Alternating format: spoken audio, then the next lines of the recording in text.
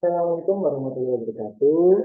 Yang terhormat Ibu Rita selaku dosen matkul akuntansi manajerial dan teman-temanku yang menonton ini, semoga materi ini bermanfaat. Di sini saya akan memaparkan materi yang berjudul manajemen persediaan.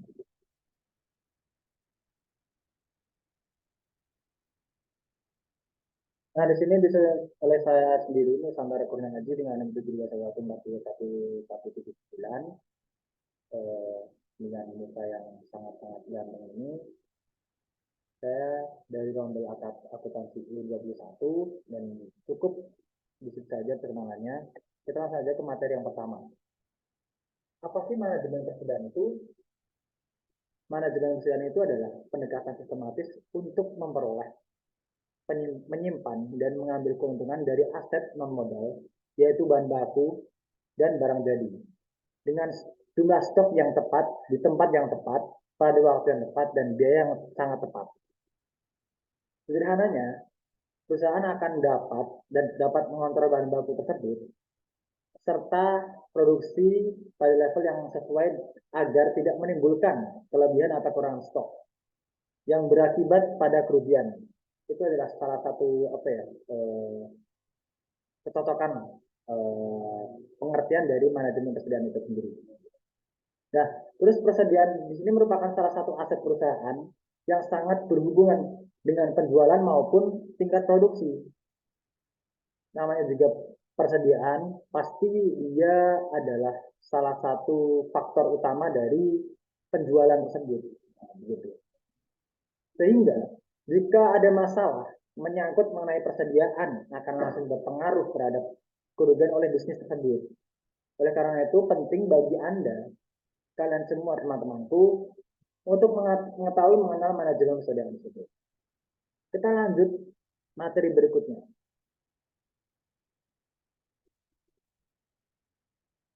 Nah, kenapa sih perlu manajemen persediaan dalam sebuah bisnis atau usaha?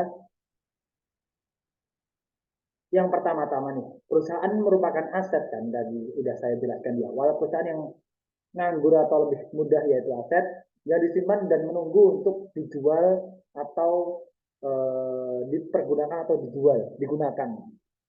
Nah, namanya persediaan itu adalah persediaan yang di gudang menunggu dirinya itu untuk dikeluarkan begitu. Nah, terus contoh dari persediaan ini adalah persediaan barang dagang apabila eh,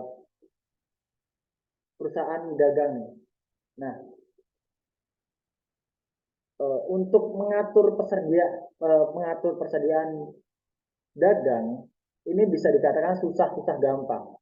Jika persediaan yang ada jumlahnya berlebihan, maka persediaan tentu menimbulkan pengeluaran yang tinggi. Karena itu, setiap barang yang disimpan pasti membutuhkan biaya yang tidak sedikit. Namun, jika persediaan yang tersedia itu kurang, maka akan menghambat kegiatan produksi yang dan akhirnya tuh menyebabkan kehilangan konsumen dan penjualan. Terus adanya ketidakpastian terhadap waktu pemesanan nih. Pasokan dari supplier hingga ketidakjelasan permintaan itu semua perlu diatur agar tidak timbul permasalahan di perusahaan tersebut. Makanya itu kenapa adanya manajemen persediaan karena eh, adanya apa ya kericuhan atau permasalahan yang ada di perusahaan itu harus ditanggulangi dengan cara manajemen persediaan ini. Kita lanjut. Nah, di sini itu ada apa cara menentukan biaya persediaan. Cara menentukan biaya persediaan itu ada tiga nih. Ada FIFO, LIFO, dan average atau rata-rata. Nah, FIFO sendiri eh, dengan bahasa Inggrisnya itu first in first out. Namanya first in first out, yang pertama masuk juga yang pertama keluar. Nah, begitu. Pada metode first in first out ini, barang yang pertama kali dibeli adalah barang yang pertama kali juga dijual. Karena itu metode ini sesuai dengan arus biaya yang aktual. Metode ini juga adalah metode yang paling sering digunakan dalam penilaian persediaan. Metode ini juga menyesuaikan persediaan barang yang akan keluar, tentunya akan sesuai dengan kegiatan produksi yang nilainya kurang lebih sama dengan harga yang pertama kali masuk. Misal nih, kita ambil contoh kayu. Kayu ini misalnya manufaktur berarti ya. Kayu, dia membeli kayu nih dan langsung aja dijual. Nah, di situ tuh range harganya tuh tidak terpaut banyak gitu. Misal belinya tuh per per itunya tuh 10.000 gitu. Kita jualnya tuh cuma 12.000, dan kayu itu juga termasuk barang-barang yang sering dibutuhkan. Makanya eh, keuntungan itu tidak jauh dari pembeliannya gitu.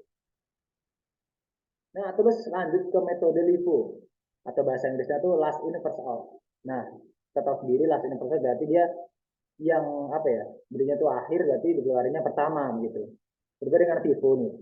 Kalau metode LIFO ini adalah sebuah metode pencatatan persediaan untuk mencatat persediaan yang terakhir dibeli akan dijual terlebih dahulu. Sedangkan persediaan yang pertama tadi itu dibeli akan dilakukan kemudian hari gitu.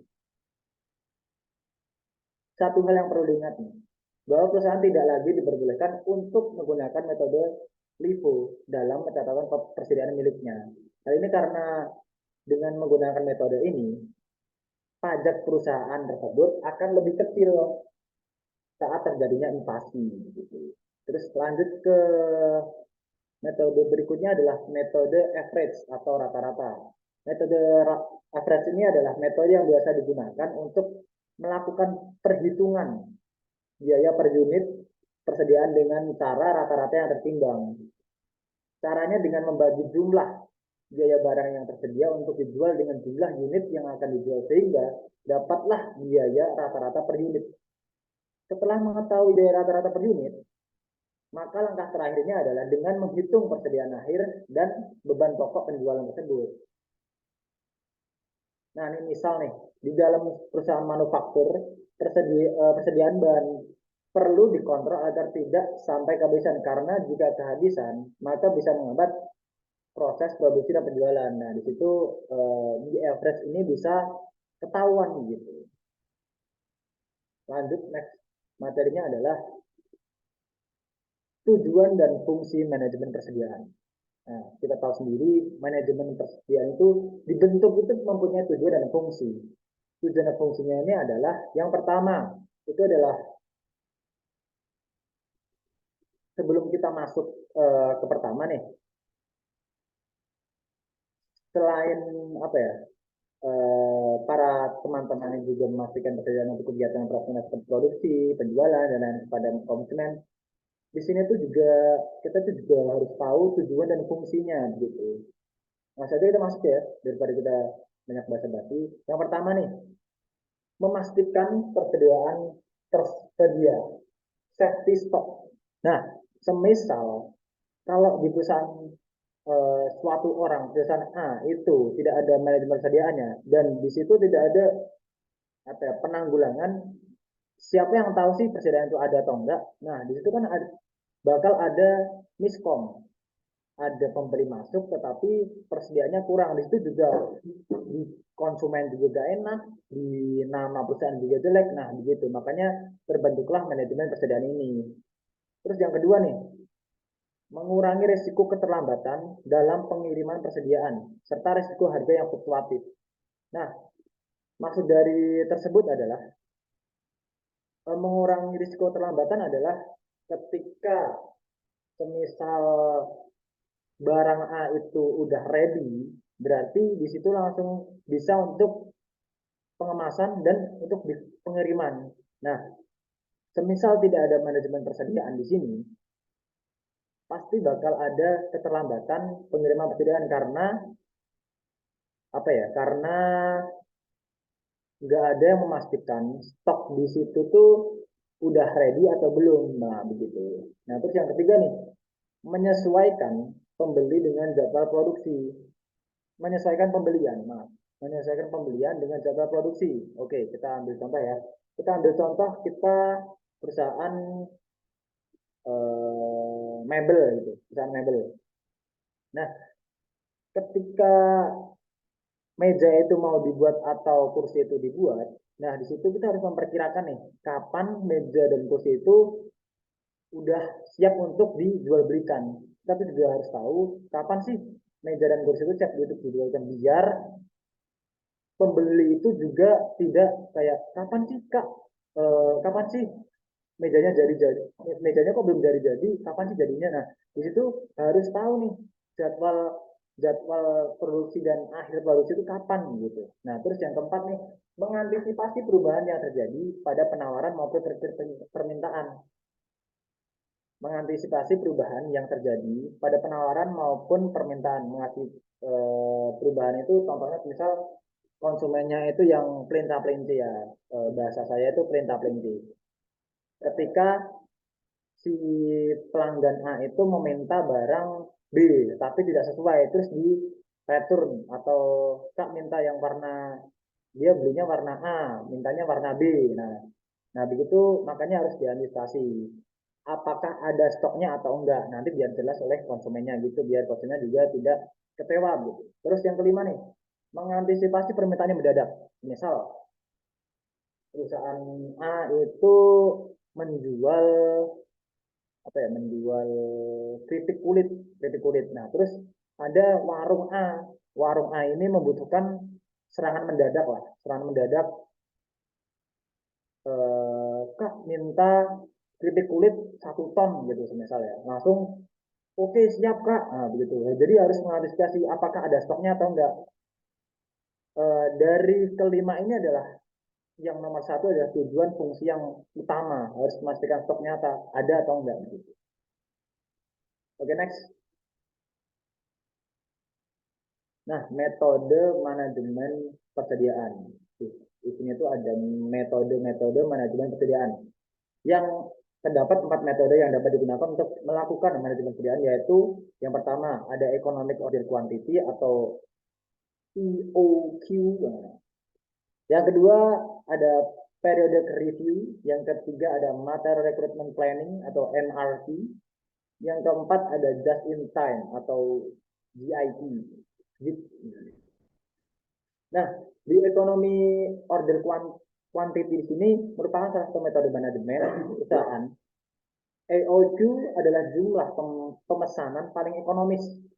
Maksudnya jumlah pembelian barang yang dilakukan oleh perusahaan adalah sesuai dengan pesanan yang diterima. Jadi dapat meminimumkan jumlah pemeliharaan barang dan biaya pemesanan. Nah, lanjut ke periodic review.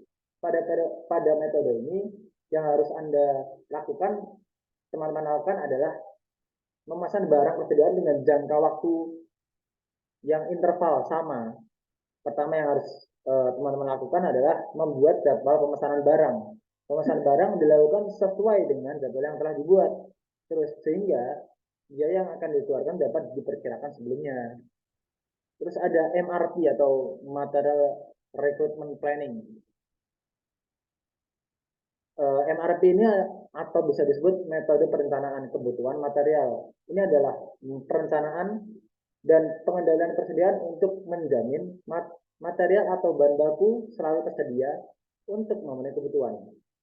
Metode MRP bertujuan untuk menjaga persediaan dalam jumlah yang sedikit, karena jumlah persediaan sedikit maka biaya persediaan juga menjadi sedikit, menjadi kecil gitu. Perencanaan yang dimaksud pada metode ini meliputi rencana penjadwalan pembelian, jadwal produksi, dan pengiriman material. Terus yang terakhir ada GIT atau just in time. Metode ini merupakan metode di mana perusahaan tidak menyetok atau tidak memiliki persediaan. Just in time berasumsi jika perusahaan tidak memiliki persediaan, maka perusahaan tidak memiliki biaya atau beban atas persediaan.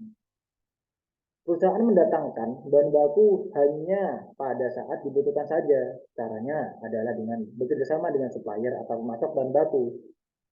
Nah, terus menjalin hubungan baik dengan teman-teman yang harus lakukan adalah menjalin hubungan baik dengan pemasok, sehingga pada saat Anda membutuhkan persediaan, maka pemasok akan segera memenuhi permintaan. Nah, gitu.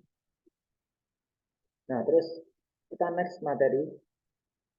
Oh, ternyata sudah. Terima kasih. Ternyata Cukup sekian materi manajemen persediaan yang bisa saya sampaikan. Apabila ada kurang lebihnya, saya minta maaf sebesar-besarnya. Wassalamualaikum warahmatullahi wabarakatuh. Apabila ada pertanyaan atau kesalahan saya kata, bisa langsung aja tulis di kolom komentar. Dan jangan lupa subscribe dan like and comment. See you.